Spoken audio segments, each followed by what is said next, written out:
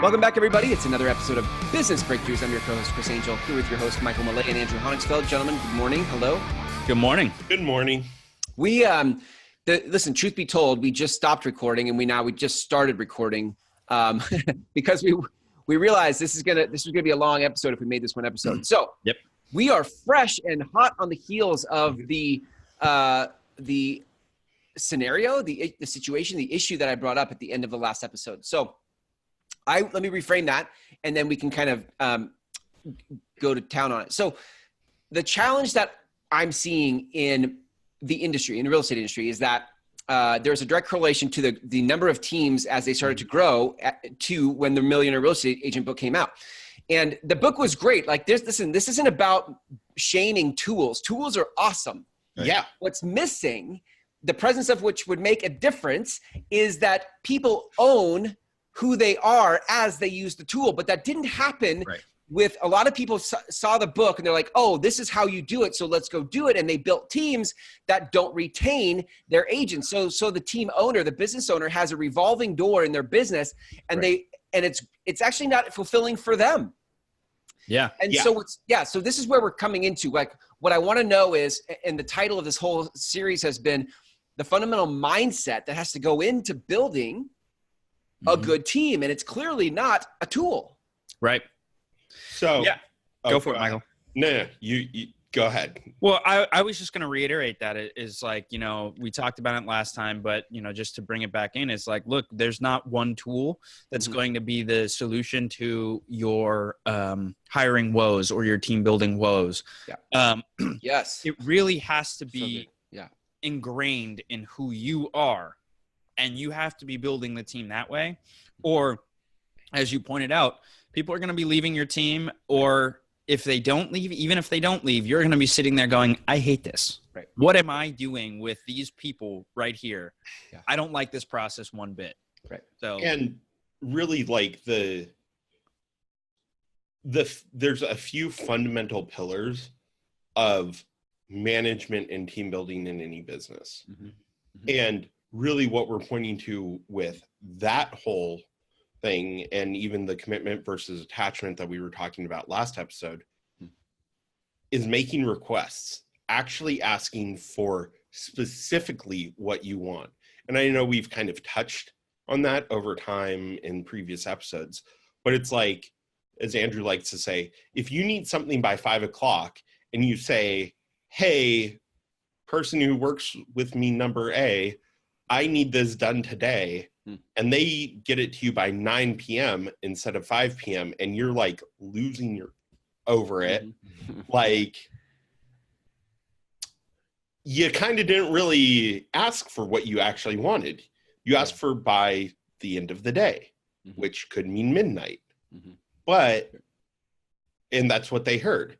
But if you had said, hey, I need this done in the next hour so I can have it sent to a client and they can sign off to it and get it back to me by 5 p.m. Right. That's a very different conversation. it's a very clean request. It's very succinct. And at the end of the day, everybody gets to know whether or not this can be fulfilled on. And yeah, like the actual breakdown is that not having that mindset of getting that you're 100% responsible for everything you ask for. Right. Mm-hmm. And also for responding to what everyone else asks for. Right. Is what is going to get in the way. And the amount of hours that you waste throughout a year, not even with your team, not even with the people you're managing, that you're like, why can't this person do anything right? Yeah. And not even with like your clients, but also at home with your spouse, with your family, with your friends. And there's so much to that one particular mindset of having ownership inside of your requests, let alone any other aspect of your communication. Right. Yeah. But there's a way that we take people through the process of actually training them not to change or take ownership, right, but to actually just see the impact and how wasteful and painful it is for them to not have ownership. Yeah. And what they end up doing very quickly is they go, oh, cool. I know exactly what I asked for here. Yeah. In almost every situation. And part of that is because whenever there's a breakdown, that's one of usually the first things we ask is, well, what did you ask for? Mm-hmm. What was your actual exact communication to the person? Yeah. And a big indicator of the breakdown in that is them being like, oh, well, it was something along the lines of, when they say those words, as opposed to knowing their exact wording, it means that they weren't even listening to themselves. Mm-hmm. So how could they expect others to? I like last episode, you guys gave a distinction of commitment versus attachment. And in this episode, you're giving a distinction of ownership, which I love. Another powerful distinction you guys work people through. But I think you're right. Most people don't move through life with ownership of, I mean, listen, it's like we have ownership, but we don't have ownership. It's like, if you could put yourself, I remember saying, hearing somebody say to me, if you can put yourself 100% responsible for your life, even when things happen to you, you can take responsibility for it. Mm-hmm. That is the only seat of power in your life. That is the only place you can have power, because the minute you're not 100% responsible, you're a victim of circumstance. Absolutely. Can I do my 3 responsibility thing, Andrew, please? Yeah. Go. Okay. Yeah. Cool. Sorry, I'm really excited. This is one of my favorite. Okay, good. Okay, so in any situation, if you actually are feeling disempowered, there's only 3 places for you to look to find where you're responsible. Okay. The first place is how you reacted in the moment. So like, let's say you're dealing with a client and they're like, yeah, I think I'm going to change the price. And you blow up at them. Mm-hmm. And they end up canceling the listing with you or whatever it is. Right. That's where you're responsible, is you didn't handle the conversation well. Right. However, if like, let's say you handled the conversation well and it still doesn't go through and whatever happens, maybe a place for you to look is, well, did you set them up in previous conversations for the fact that the price might need to change or should be lower, or what expectations did you leave them with, whether you meant to communicate it or meant to dissuade them of that. Whatever they walked away from the conversation with, you're actually responsible for. Right. Because if you didn't, it actually goes back to the commitment versus attachment in some ways. You're more committed to them getting your communication than you are attached to how you say it. Mm-hmm. Got it. Right. And most people get way too attached to how they say it instead of being committed to actually having people receive their message. Yeah, absolutely. And it's that kind of selfishness that actually gets in the way of them being effective inside of their communication. And that's why expectations, whether you have an expectation that you thought you voiced, or maybe you even did voice, but the other person didn't hear, and you just assumed that they heard or got it fully, that's still on you. Mm-hmm.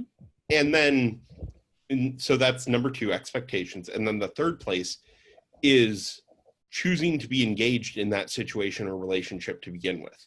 Right. So like, if you have an assistant or someone in your office that you say, hey, I need this done by 5 o'clock, and they get it to you 2 days from then, and it's a consistent thing, and you've had conversations, and you've looked at those other 2 places, and I'm going to say we, because you'd probably be talking to us at this point, and we're like, yeah, that's not like where you're responsible for this. Where you're responsible for it is that you made a bad hire 6 months ago, and you're trying to force it to work because you don't want to admit it was a bad hire. Yeah. Oh man. Oof. Yeah. You get a truth bomb. You get a truth bomb. Right. That's the theme of these episodes for sure. Listen, that cuts deep, Michael, because there is a terrifying thing that happens when you hire somebody, and the process was painful, and to even think about going through it again is a scary thought. And I'm like, I will just make this work because I do not want to go through the process again. Yeah, it happens. It happens a lot. And part of that is people it goes down to one of the other episodes we talked about, like really slowing down to speed up. Yeah. Mm-hmm. And it's the same idea as everybody's like, oh my God, well, I don't have time to really stop and slow down and do this hire. And that's why the hiring process is so horrible, because it's taking away from what they should be doing. Yep. And, and, you know, part of it is like, yeah, I get that the inherent, if you will, like ownership bias, like I already have this person, so they should work. They better work. I don't want to deal with all of that again. But, you know, at the end of the day, like, that's part of, you know, I'm going to say, should it come to us first? You're at where you're at. Like, it's okay. Yeah. And, like, if you do find the process that bad, then what there is to do is to figure out how to do the process right the first time. Right, which is what you guys do. And this is, you know, it's, this information is out there. We are out there. It's possible to get that taken care of the first time. And if you really do a good job with it, you then have that person trained to hire everyone else. Right. Yeah. You could really set yourself up well with it. And you know, and so it's one of those things where it's like the fear of, the other thing that you'll see is like people are not interested. They're like, I don't want to fire this person and start over because it takes so much time. But that's because they're not paying attention to how much time it's costing them now to keep the person. Right. And this, we actually addressed this in that other episode about slowing down, is that it's only just because people are looking at the wrong timelines. They're looking at the time they have today or the time they have this week. I'm fortunate enough to be able to get up to being able to look at my week as a whole timeline. Mm-hmm. Andrew's much better at more timelines than that. I only can pack so much information into my head.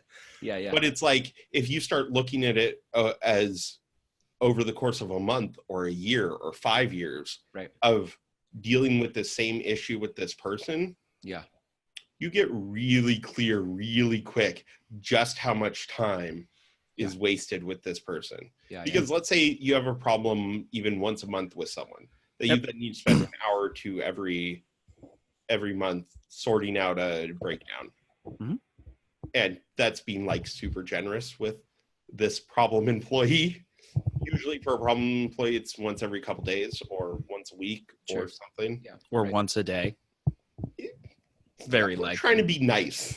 Most people, and part of the problem is that most people actually don't even get a breakdown's a breakdown too. Because they go, oh yeah, it was just a misunderstanding. Or they like write it off so they don't actually have to look at the effective way that things are working. Right. And every single, okay, so even if, let's say it's the once a month, that's still 12 hours out of the year.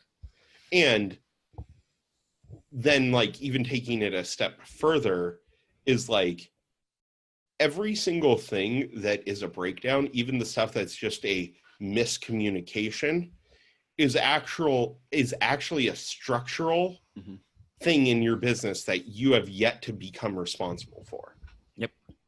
Where let's say that someone doesn't communicate fully about something. That's actually on you for not having a structure in place in your business to either hire the right person to communicate it fully, train the right person to communicate it fully, or ensure that the person communicates it fully.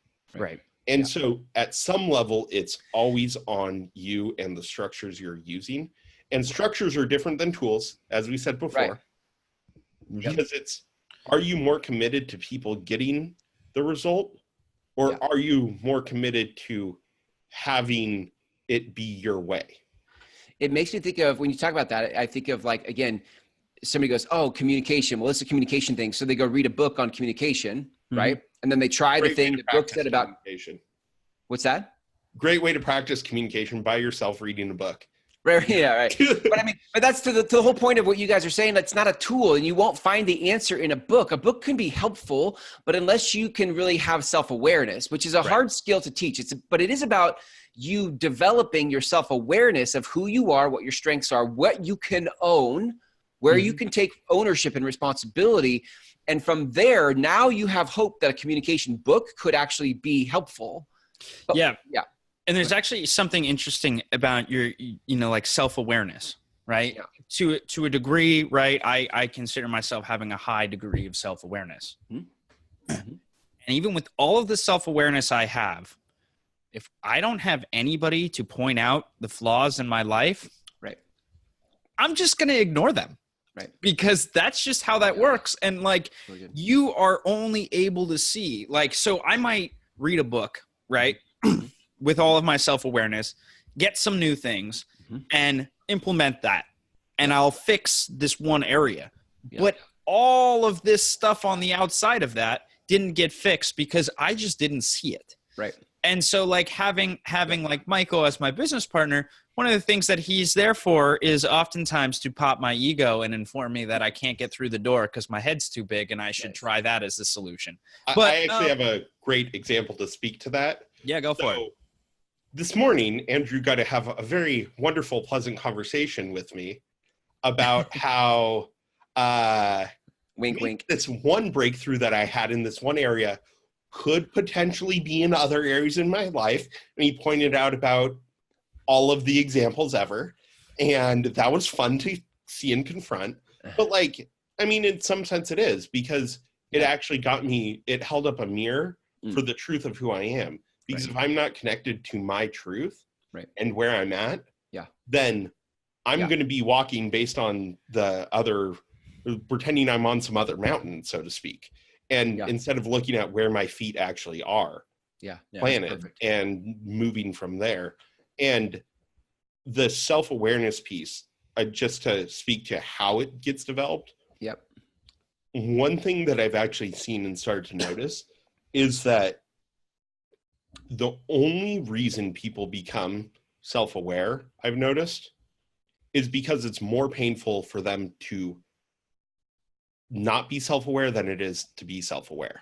Yeah, that's good. Yeah. And so many people go through life so numb to the pain of that, numb to the pain that it takes to have that conversation for the 100th time with that employee, numb to the pain that it takes to have to deal with that same stupid system that they hate, but they have all their contacts in, so they're not going to do anything else, even though there's probably a better system, but it would take 10 hours to do it, so I'm just going to deal with it, and but it frustrates me. The pain it takes to drive through traffic all the time to get to your appointments all the way 2 hours away because it's actually only 2 miles because you live in LA. And like it's just things that are, so to speak. And so instead of confronting it as a point of pain, because in a lot of ways that pain would almost be unbearable if you actually fully got present to it all at once, and you've learned to numb yourself out to that, you just write it off as something, oh, that's just how life is. Oh, that's just the way hiring is. Oh, that's just how employees are. That's just how blah, blah, blah is. As opposed to actually getting, oh, no, that's the pain of not being responsible for my hires. That's the pain of not being responsible for my management style. That's the pain of not being responsible for my communications. That's the pain of that $25,000 check that I just lost in 5 minutes is the pain of not making a good request. And they don't connect the dots on that. And so what we really help people do is connect the dots to their pain that they try and push away and what the actual breakdown is. Because the actual breakdown is, in one sense, it's like, look, you misspoke and didn't give a buy-win for the request. On the flip side, you lost $25,000, which is a little painful. But because people want to avoid dealing with the pain, they don't actually look at it that intensely, or they find the nearest closest thing that's like, oh, well, that person just wasn't a good client for me anyway, or whatever the easy justification is. And so as we get people more and more present to the pain of being unconscious to those things, they're like, oh, this is a terrible idea to remain unconscious to these things. Well, and it goes to one of the things that we've talked about it as well. It's just like, if you're not having fun, it's out of integrity. And all of that numbness, right? It slowly eats away at your fun. Right. Yeah. And then you're sitting there and you're like, wow, I don't enjoy my job. I own my own business, or I'm my own real estate team, and I don't enjoy my job. What happened? Mm-hmm. Right. I got into real estate because I love real estate, but here I am hating having to get up every day. Right. What's going on? And that's really, for me, the end all be all of not being responsible. When you are not responsible for yourself and that you put yourself in every place that you are, you just stop having fun. Yeah. And that's a good place. Why would you do that? I think also, wait, one quick like little bonus piece on that. Yeah. So when you're actually in that place of not having fun and not being responsible, it's not just you that feels that. Mm-hmm. It's actually every single person around you and who works with you. Your spouse knows, your kids know, your assistant knows. At some level, they know. They might not ever say it, but they know. Yeah. And how is your assistant going to show up? Oh, it doesn't matter whether I do great or do terribly. He's still going to feel whatever at the end of the day. So, okay, I guess it doesn't really matter what I do. And then they wake up feeling that same way. And then it trickles out into their life too. Right. And that's why you get this high degree of turnover inside of teams, is that it's actually from a lack of care given towards people and yourself. Yeah. Mm-hmm. And we could go on for a while. I know. But I think this is the time we need to. I feel like for those of you listening to this, like what there is to do is go back through these 2 episodes and listen from the place of having a team. Wherever you are in that process, you might be thinking about building a team and you haven't made your first hire. You might be in the middle of your first hire. You might have a team full of 20 agents, but wherever you are, come back through this, because there are so many gems in this conversation that could get missed if you were in the wrong context as you listen to it, right? Can I actually put something in and correct you there on looking at building your team? Mm-hmm. The reality is even if you're your only employee, you have a team. It's just a single person team. And you happen to have a lot of responsibilities. You're trying to play forward and goalkeeper and defense and everything all at once. And those are different sports, which tells you why you shouldn't do this. Exactly. Funny. And that's actually part of it, though, is that when you are your own team, whether you're aware of it or not. And the people in your life are also on your team in some way. Yeah, too. it's good. So. Good stuff. Well, gentlemen, people want to reach, clearly we can see that there's more to this picture of building a team and having the kind of life we dreamed of when we got into real estate. There's more to it than just reading a book. There's like a lot of other things that happen in the thought process of it all in terms of who we are becoming as a person, as a leader. And I feel like you guys have done a really good job in these 2 episodes of really giving us a taste of of all the conversations in the background of that need to happen. And I love that you guys have positioned yourselves in such a way that you can help people through that, because not a lot of coaches know how to have people. A lot of coaching deals with, did you make your calls, right? Like it's very accountability based, and it doesn't get people to the thinkingness of it all. And that's what you guys do. So, and not to the accountability based stuff is actually an important part. Of course. Just to be clear, we're not trying to. But if you're holding me accountable to using tools that I have no ownership of, then what are we really doing, right? Exactly. Yeah. So if people want to reach out to you guys, where can they go? myperfecthire.com. Okay. They can find us there. We'll route to our website, and they will be able to get in touch with us. We do a free get to know you session. It's usually about an hour and a half, 2 hours long, and we really get to the heart of who you are and what's going on with you. And we also then have you figure out what your next 6 months to a year to 10 years looks like, depending on what you're looking at.